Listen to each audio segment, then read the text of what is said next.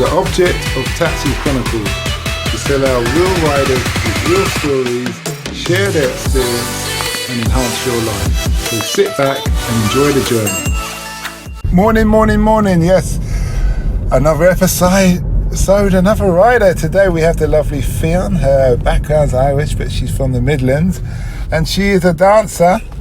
And she's going to tell us all about her dancing career, why she started, what she got into, how she got into it, what motivates her. So nice to have you here today, PFION. Thank you very much. Tell us, how long you been a dancer? Why did you start? So I started training as a professional dancer when I actually went into dance quite late. I started dancing when I was around 14, 15. And I started training professionally when I was 18. And yeah, I remember being at school, I was quite academic. And just that idea, they were really pushing me to go into academic studies, where, you know, like with my further studies in sixth form and things like that. And it got to a point where I didn't want to work in an office every day. And I was always passionate about performing and being creative. And so I just said, yeah, F it, I'm going to go and be a dancer. So I moved to college in Bedford and trained there for 1 year, and then moved to another one in the Midlands, a more commercial college, and trained there for a further 2 years, and moved straight to London after that. London was your next call of call? Yep. Okay, so how, going back a bit, what was any of your parents creative? Were they dancers, artists? No, so my mum and dad had both me and my sister really young, before they were both 20, and they've both got very creative energy. My dad's very creative and artistic, and they were kind of, growing up, they were both like a bit mod and a bit like acid house ravey people, so they really taught me how to express myself. And so yeah, I think they just kind of really encouraged me to do what I want. And my dad especially, always said to me, "PFION, just do what you want, don't feel like you need to be forced into this binary way of living." So your parents are born in Ireland? No, my parents were both born here, but my nan was born in Ireland, born and raised, yeah. Okay, so it goes back a bit. So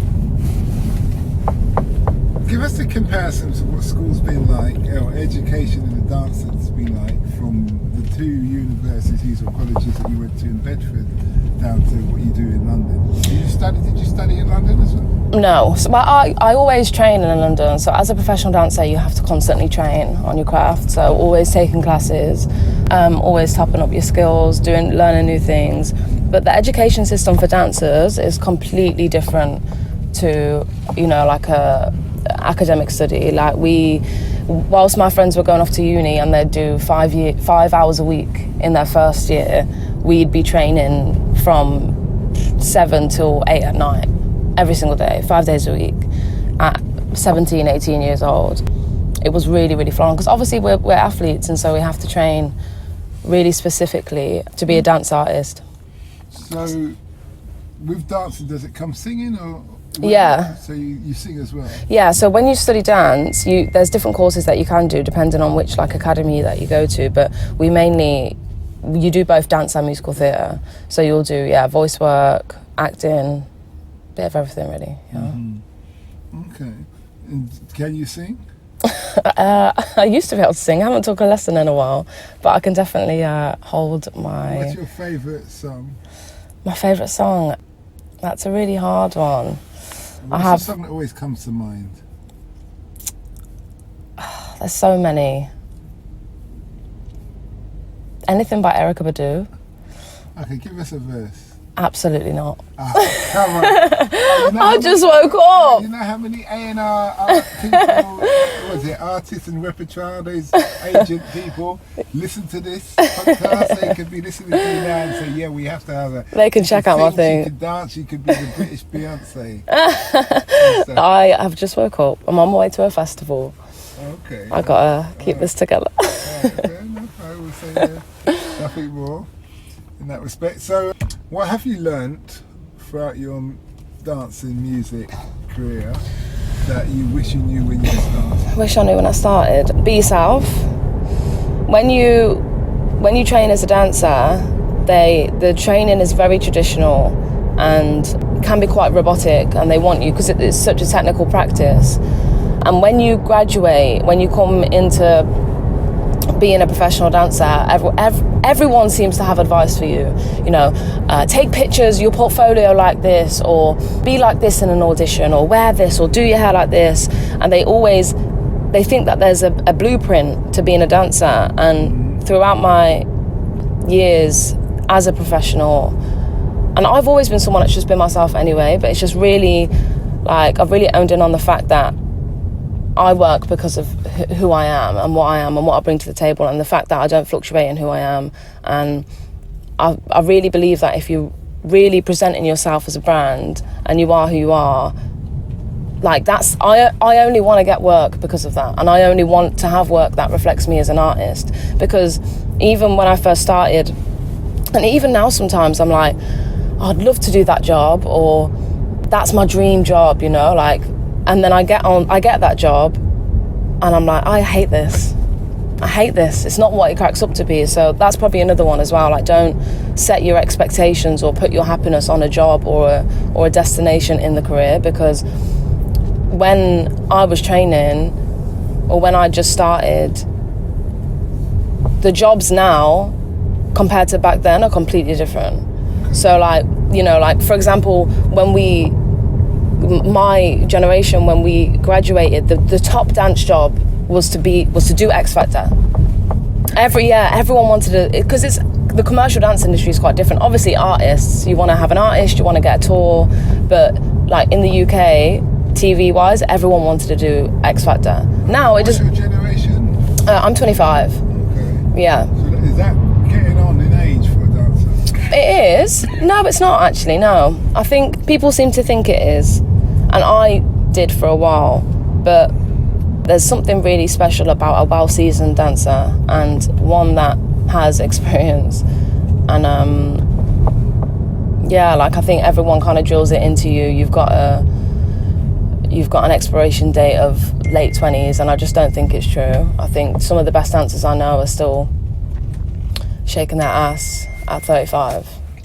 Okay. And yeah. What kind of dancing venues or functions are they doing?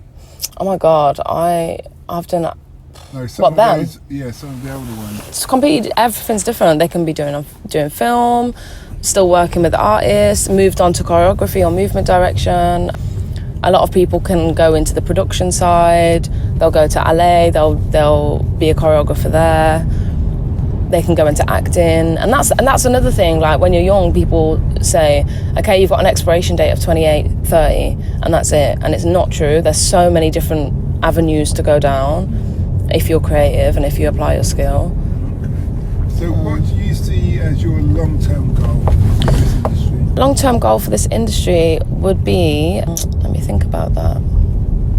I have a lot of different goals, but I try not to be too attached to them. But you can name what you can remember. Yeah, it would be just to remain really strong in my craft and be an artist, and hopefully be a voice of reason for younger performers, and represent a certain type of edgy kind of woman, or the queer community, because I'm queer. And specifically career-wise, I would love to, I am working on moving into movement direction, and I find that really fun, and also acting. But acting through dance. I love doing character work. I've done a lot of music videos where I'm dancing, but I'm also, a love interest or playing a role. But you just don't know where it's going to go, and that's why, like I said previously, I could say, okay, my goal, my dream job is to do this, this, and this, and then it can shift, or new jobs invent themselves that didn't exist. So yeah, I'm really, really open. I think that kind of keeps me fresh. So it would be fair to say that your career will be such as you'll just make the right decision at the right time, and let it take you where it takes you. Yeah. That's fair. Yeah. Obviously, I have things in mind, and I have plans in mind, and things where I'd like to go with it. But I think now my goals are more about my happiness and me as a person, because I can't put too much, I don't have too many expectations or like pressures on this career, because I know it's really important as a dancer to find happiness outside of that and have consistent happiness, because usually dancers put absolutely everything, their heart and soul, eat, sleep, breathe, dance, and I don't want to live that way. This is just my job, do you know, like it's not who I am. But it's your ultimate fun job though. Oh my God, which one? Or it is? It is. Yeah, it's an amazing job. Because why I say that is true happiness or true success is finding something you love and getting paid to do it. Oh my God, absolutely. It's so fun. Like, I've traveled the world, I've met so many amazing people, I've learned so much about myself, but it goes without saying that it's a really, really tough industry. The beauty standards, the pressure, you know, because normal people, they'll maybe go for an interview once every 2 to 5 years, you know, if they're in a job that they like or whatever. I can do up to 5 interviews a week, and that isn't just based on what I can offer vocally or what my qualifications say. It's about how I look, what my body's saying, what I'm dressed like, how I move, and that's, you know, like how I'm dancing. You constantly have to show up for yourself. Which also comes back to when you talk about dancing is an athletic industry. How do you train as a dancer? And explain that whole process about looking after yourself, what you have to do and what you have to look like, what you're expected to look like. So nowadays, like big bums and, you know, big lips and somewhat big chest is all in. Yeah, so the standards for the industry do shift with the beauty standards in the world. You know, like trends are always moving, but we are working a lot more towards diversity now and representing different types of women and different, you know, types of people, which is amazing.